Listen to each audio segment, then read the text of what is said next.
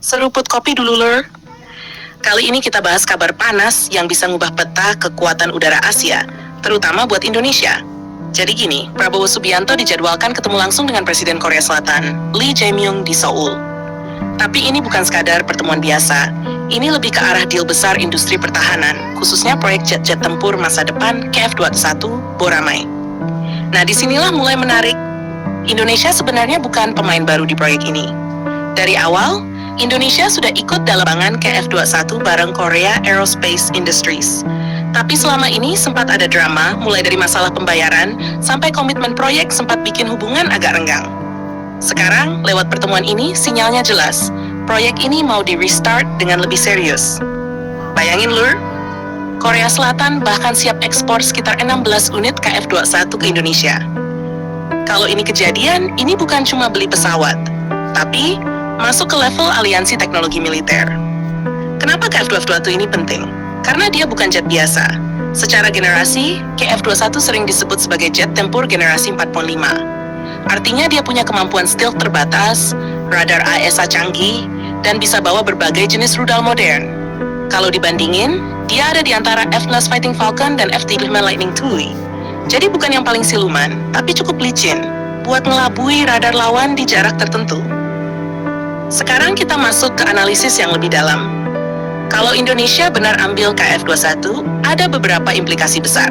Pertama, peningkatan daya gentar. Dengan jangkauan tempur yang luas dan kemampuan BV Orange, Indonesia bisa menyerang target sebelum lawan sadar. Ini penting banget di wilayah kepulauan yang luas kayak Indonesia. Kedua, transfer teknologi. Ini yang sering nggak dibahas. Dengan ikut proyek I, Indonesia punya peluang dapat akses teknologi avionik, radar, sampai integrasi senjata. Ini bisa jadi pondasi buat industri dalam negeri ke depan. Ketiga, positioning geopolitik. Dengan kerjasama erat sama Korea Selatan, Indonesia secara nggak langsung memperkuat posisi di antara blok barat dan timur. Korea itu unik, dia sekutu Amerika, tapi punya industri sendiri yang kuat. Sekarang kita lihat dari sisi Korea Selatan, buat mereka, ekspor KF-21 ke Indonesia itu bukan cuma bisnis. Ini soal pembuktian bahwa mereka sudah naik kelas jadi pemain global di industri jet tempur. Dan kalau Indonesia jadi pembeli pertama, ini bakal jadi etalas hidup buat negara lain. Negara-negara Asia Tenggara, Timur Tengah, bahkan Eropa Timur bisa mulai melirik KF-21 sebagai alternatif dari jet barat yang mahal. Sekarang kita masuk ke sisi tantangan. Gak semua semulus itu, Lur. Pertama, soal biaya. Jet tempur itu bukan cuma beli unit, tapi juga maintenance, training pilot, logistik, dan upgrade. Kalau nggak konsisten, bisa jadi beban jangka panjang. Kedua, integrasi sistem. Indonesia sekarang pakai banyak platform, dari barat sampai timur. Masukin KF-21 berarti harus nyatuin sistem radar, senjata, dan komunikasi yang beda-beda. Ini nggak gampang. Ketiga, komitmen jangka panjang.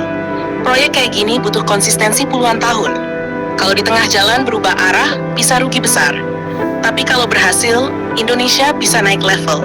Bukan cuma sebagai pengguna alutsista, tapi juga sebagai bagian dari ekosistem pembuat jet tempur modern. Dan ini jarang terjadi, Lur. Nggak banyak negara yang punya kesempatan kayak gini. Jadi kesimpulannya, pertemuan antara Prabowo dan Lee Jae-myung ini bukan sekadar diplomasi biasa. Ini bisa jadi titik balik arah kekuatan udara Indonesia dalam 1-2 dekade ke depan. Apakah Indonesia bakal serius masuk ke era jet tempur generasi baru lewat KF-21? Atau cuma jadi wacana lagi? Nah, itu yang kita tunggu. Jangan lupa subscribe, like, dan komen di bawah sambil ngopi.